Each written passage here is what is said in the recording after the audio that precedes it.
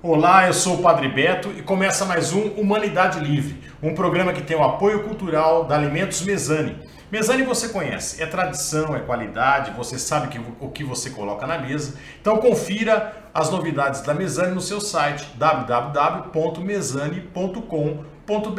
E Humanidade Livre você conhece, é um programa de reflexão, um programa que você pode participar. Você entra na página do Facebook, na minha página do Facebook, Padre Beto Bauru, e começa a fazer as suas perguntas lá. Aliás, se você quiser assistir os programas anteriores, basta curtir a minha página Padre Beto Bauru no Facebook e procurar lá os programas, ou então curtir a página da TVC Bauru no Facebook também e procurar lá os programas. Ou entrar nos nossos canais, Padre Beto, canais no YouTube, Padre Beto ou TVC Bauru. No YouTube também estão lá os nossos programas, tá legal? E Humanidade Livre é um programa de reflexão, onde nós refletimos sobre vários pontos, vários aspectos da vida. Basta você entrar na minha página, Padre Beto Bauru, e fazer o seu questionamento, fazer as suas perguntas, tá? Então eu espero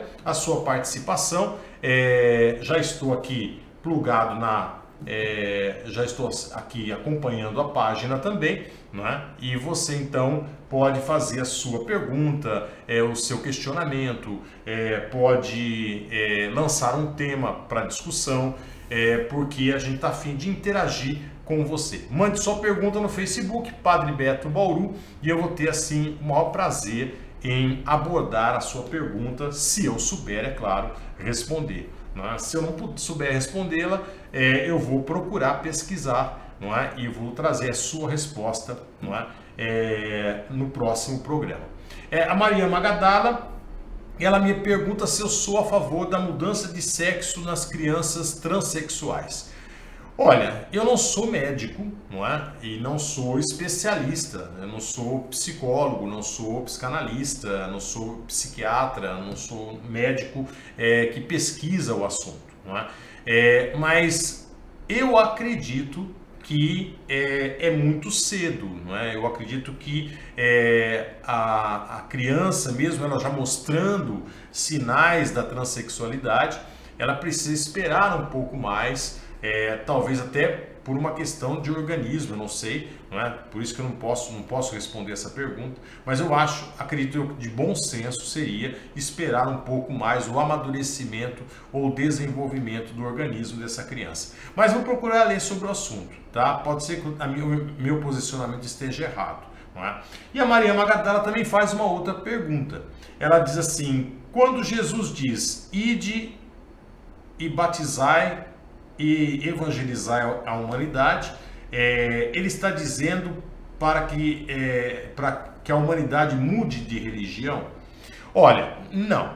Quer dizer, o que nós temos que entender é o seguinte, é que muitas frases foram colocadas na boca de Jesus. Por quê? Porque os evangelhos foram escritos bem depois da partida de Jesus, não é? Os escritos mais antigos que nós temos são as cartas de Paulo, tá? As cartas de Paulo, mesmo assim Paulo não conheceu Jesus Cristo pessoalmente, e Paulo vai assim transcrever nas suas cartas uma visão muito pessoal de Jesus Cristo, não é? E o que interessava para Paulo? Para Paulo interessava a crença na ressurreição. Isso era o fundamental para Paulo, né? E depois, a partir do ano 70, os evangelhos vão começar a ser escritos. O último a ser escrito vai ser o Evangelho de João, lá para o ano 90, mais ou menos. E quando os evangelhos começam a ser escritos, a intenção deles não é escrever uma biografia de Jesus. Jesus não foi biografado, não é? Jesus não teve a sua história contada. Evangelium significa boa nova, não é? A transmissão de uma boa nova, tá? E essa transmissão na boa nova trouxe assim várias ideias das comunidades mesmo. E nessa época as comunidades já começavam a formar uma própria religião, uma religião própria. E daí vem colocarem na boca de Jesus, ide pelo mundo, batizar e pregar o evangelho. não é? Jesus nunca batizou.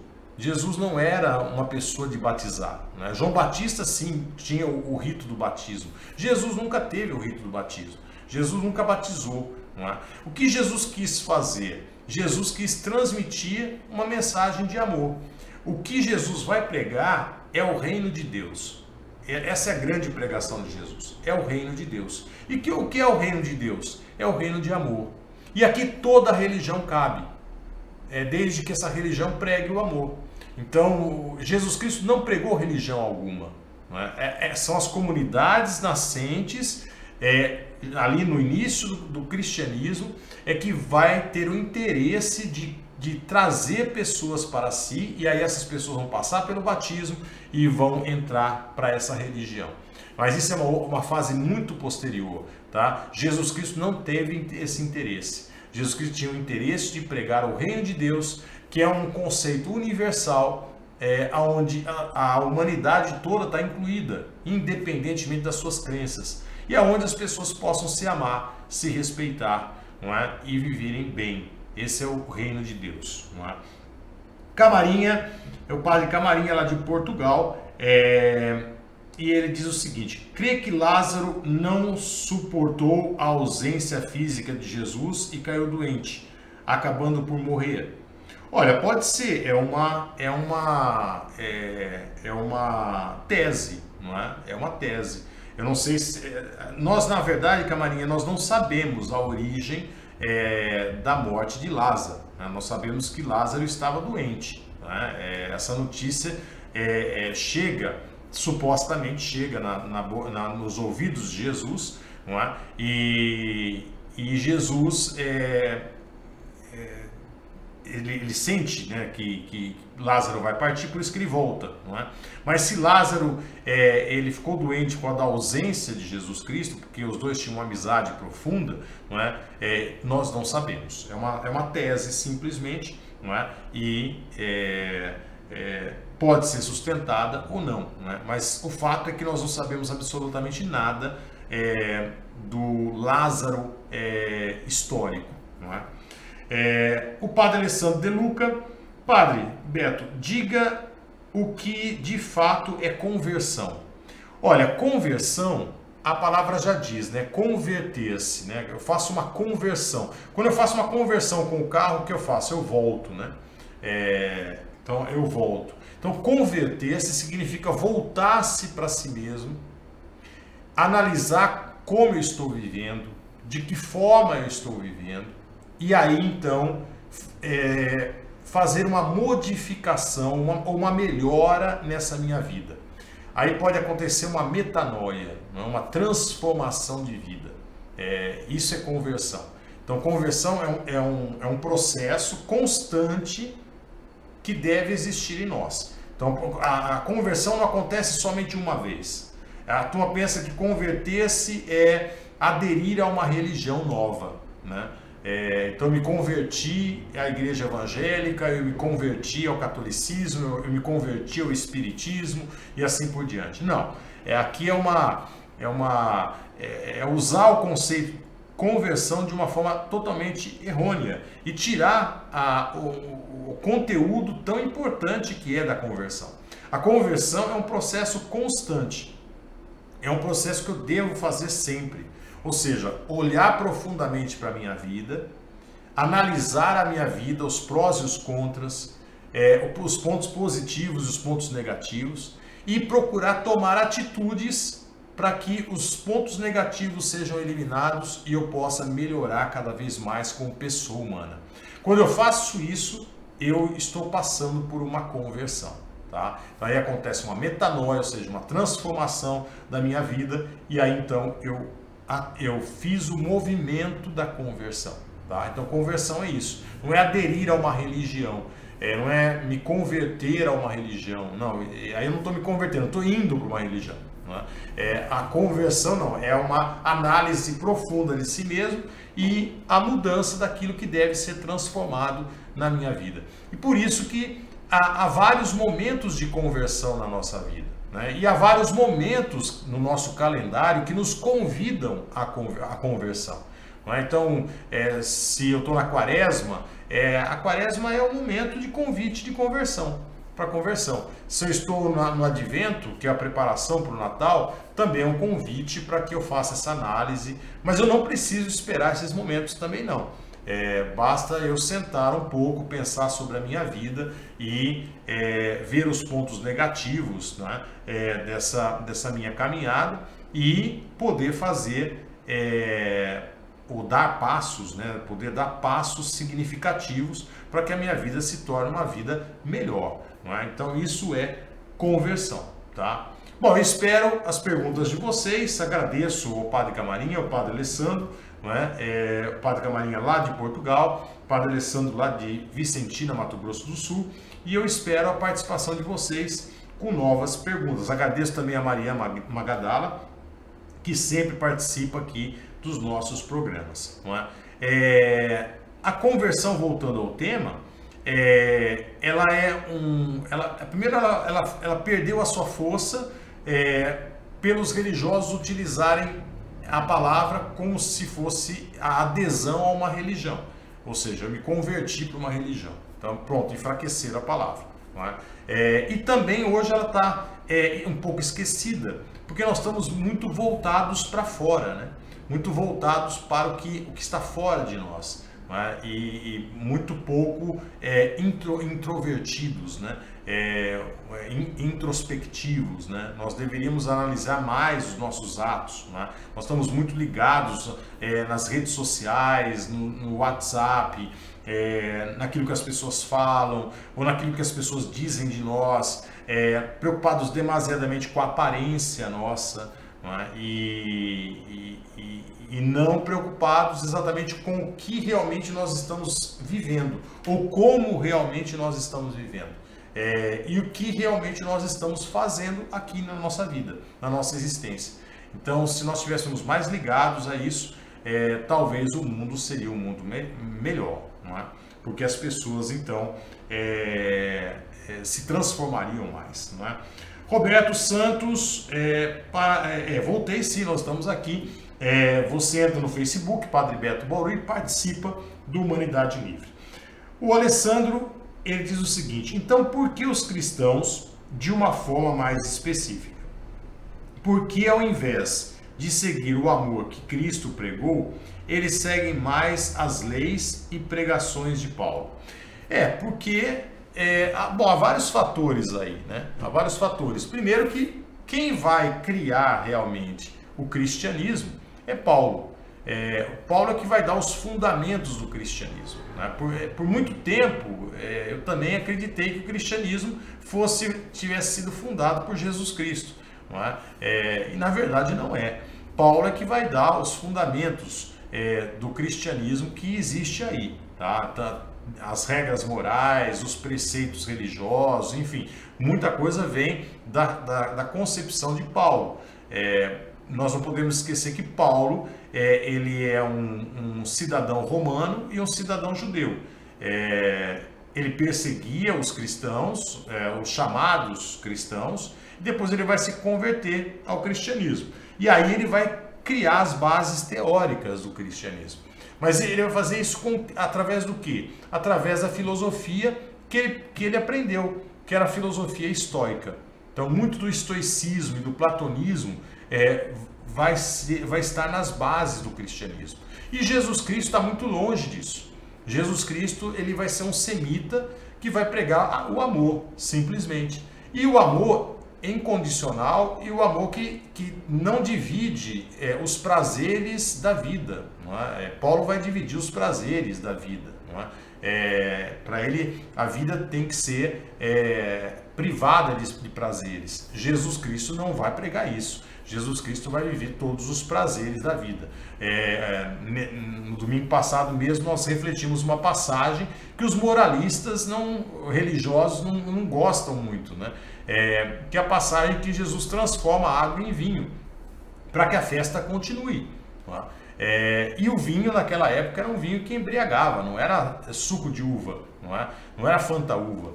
mas era vinho que embriagava. Tanto é que o mestre Sala, que vai provar o vinho que Jesus transformou, ele vai dar uma bronca no noivo. Ele vai dizer, olha, primeiro a gente serve o vinho bom, depois no final a gente serve o vinho ruim. É quando os convidados já estão embriagados. Então é sinal que o vinho embriagava. Por quê? Jesus não era moralista, né? Jesus, ele era uma pessoa que curtia a vida, que saboreava a vida. Não é? É claro que quem tem liberdade tem que ter responsabilidade. Não é? Mas os fundamentos, Alessandro, do cristianismo é Paulo. Não é? Por isso que isso é um fator. Tá? O segundo fator é que os líderes religiosos, eles prestam mais atenção em Paulo, nas cartas de Paulo e no Antigo Testamento. E não prestam atenção em Jesus Cristo. Tá? Por quê? Porque é mais conveniente. Jesus Cristo é muito libertário. Tá? Jesus Cristo é muito, ele é muito anarquista. Né? Jesus Cristo não prega o poder. E os líderes religiosos estão afim do quê? De poder. Pega as hierarquias das igrejas aí, que elas são? São sistemas de poder.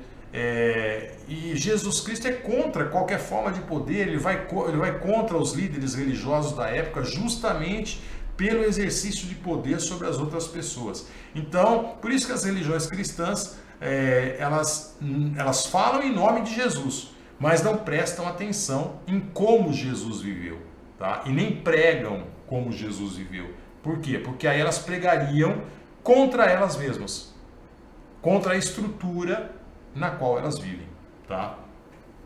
Muito bom. Patrick Silva, de fato, existem pessoas que não aceitam Jesus e cometem fatos horríveis. Também essas pessoas devem ser perdoadas, mesmo sabendo que dificilmente se converteram. Olha, Patrick, é difícil, mas as pessoas têm que ser perdoadas, tá? Apenas eu tenho que entender o que é o perdão. Perdão não é dizer assim, vamos esquecer isso, tá? Vamos esquecer isso. Não é colocar um pano em cima do que aconteceu e ponto final. Isso não é o perdão, tá? Perdão tem sempre dois lados, tá? Perdão em primeiro lugar, tomar consciência de que a pessoa que errou é uma pessoa humana. E errar é humano. Ou seja, todos nós somos falíveis. Todos nós cometemos erros. Não é? Todos nós podemos cometer erros. Todos nós temos falhas. Ninguém é perfeito. Tá? Então, o reconhecimento de que essa pessoa não é perfeita, ela é falível, tá? Já é o primeiro passo do perdão. Isso, aqui eu já estou perdoando. Não é? O segundo passo do perdão é chegar para essa pessoa e dizer, não faça mais isso. Não faça mais isso, porque isso é muito ruim o que você fez comigo e com a outra pessoa. Você fere as pessoas com isso e assim por diante. Não faça mais isso e você deve ser punido por isso, inclusive. Você deve se responsabilizar por isso. Não é? Então, o perdão não é simplesmente dizer, não, tá tudo bem, tá tudo ótimo, a gente esquece o que você fez e ponto final. Não é? O perdão ele é muito mais profundo do que isso. É o reconhecimento da humanidade e, segundo, a correção dessa humanidade. Né? O aperfeiçoamento dessa humanidade. Então, o perdão tem essas duas facetas. E o perdão também não é a perda da mágoa. Né? Tem pessoas que falam para mim assim, padre, eu não consigo perdoar tal pessoa porque quando eu lembro dela me dá uma raiva, me dá uma mágoa. Não é? A raiva, a mágoa é fruto da ferida aberta, não é? Pelo ato dessa pessoa. Então, essa ferida emocional, ela pode continuar aberta por muito tempo. Isso não quer dizer que eu não perdoei essa pessoa. O perdão é um ato racional. Eu quero reconhecer, eu reconheço a humanidade dessa pessoa e eu vou lá e corrijo essa pessoa. Pronto, perdoei essa pessoa. Isso não quer dizer que a mágoa não passou. Por quê? Porque a mágoa, a raiva, o estado emocional, ele é um estado emocional. E eu não tenho controle sobre esse estado emocional. Ele ainda está aí presente. Ele vai desaparecer com o tempo? Vai. O perdão vai ajudar esse estado emocional a desaparecer? Vai. Mas ele continua ali presente até desaparecer. não é? E a gente torce para que isso desapareça, tá? Mas o perdão deve ser exercido sim, Patrick. Denner Ricardo, boa noite. Existe conciliação possível entre o amor infinito de Deus pela humanidade e a doutrina da eternidade das penas? Olha, eu não acredito. Eu acho difícil. Ou você acredita num Deus que ama, e amar é compreender. Tá? Se eu amo, eu tento compreender. Tá?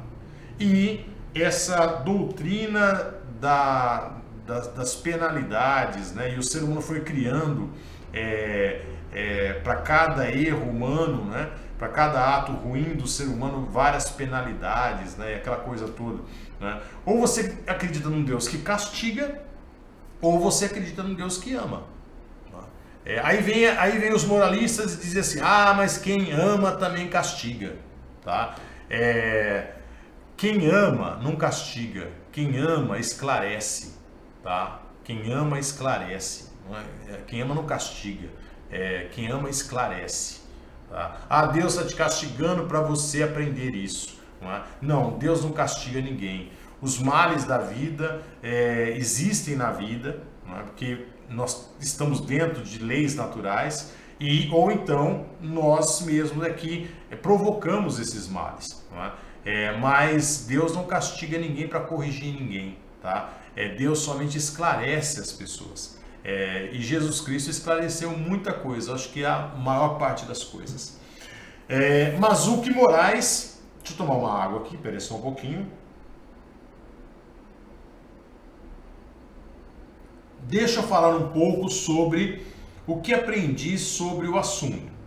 Quando uma criança nasce... bom, agora é Mazuki que fez um tratado aqui sobre a questão da Maria Magadala, tá?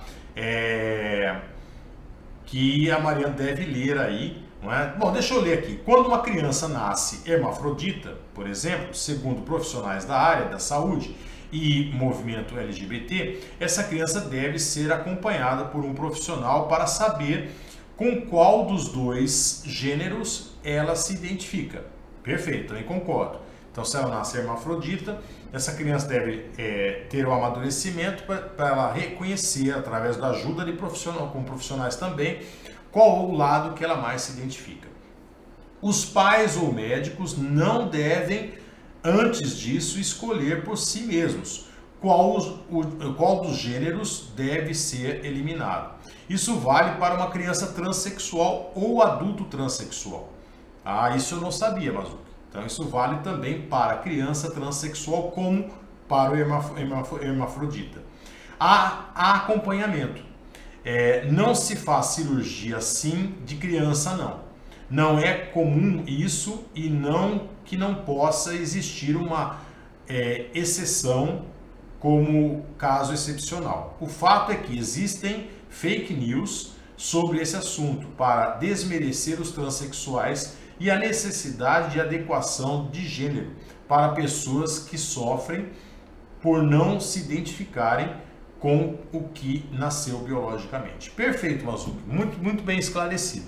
Então, a criança deve ser acompanhada, seja a criança hermafrodita, seja a criança transexual, deve ser acompanhada até o seu amadurecimento, e aí ela vê com qual sexo ela se identifica, não é? Qual gênero ela se identifica, não é?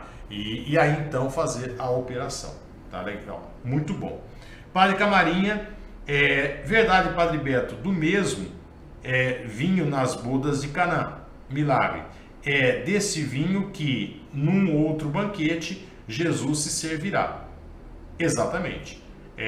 Um grande abraço fraterno. E outra, se você analisar a vida de Jesus, você vai ver que Jesus não se privou dos prazeres da vida, não é? Flávio Balduino, boa noite, seja bem-vindo aqui. Tive o prazer em ser seu aluno no ano de 2013, no curso de Direito na IT, matéria de Filosofia. Me lembro da explicação sobre o amor, do fato deste transcender a pessoa. Abraços. Um grande abraço para você também, Flávio. Saudades das aulas na Faculdade de Direito, né? As aulas de Direito. Muito bem, nós estamos chegando ao final do nosso programa, não é? Eu quero agradecer a participação de vocês, né, os esclarecimentos também que nós tivemos aí do Mazuki Moraes sobre a questão da operação nas crianças transexuais. Cuidado com fake news, tá? Quando abordarem um assunto, não peguem o assunto simplesmente de forma superficial, vão atrás, estudem, leiam sobre esse assunto, tá? Mas leiam com profundidade e busquem fontes sérias, né? Sobre esse assunto, tá bom? Bom, eu espero vocês na próxima terça-feira, às 20h30, com mais um Humanidade Livre. Um grande abraço a todos.